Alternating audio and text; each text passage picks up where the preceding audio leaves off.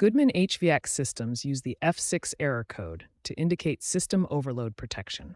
This means the system's control board has detected excessive current draw, typically from components like the compressor, motors, or transformers. This is a safety mechanism designed to prevent overheating and electrical failure.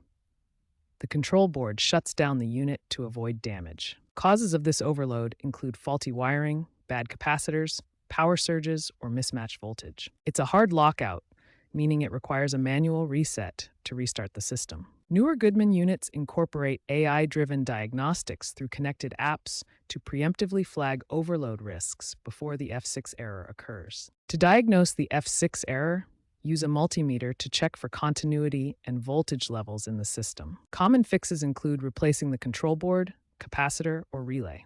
Software resets via the unit's interface can sometimes resolve minor issues. Prevention is key. Annual capacitor checks and installing surge protectors can help prevent overload issues. If repair is needed, consult an HVAC technician. Quick intervention often resolves F6 without escalation. Units with regular maintenance experience F6 less frequently. Also consider voltage fluctuations and environmental factors when diagnosing.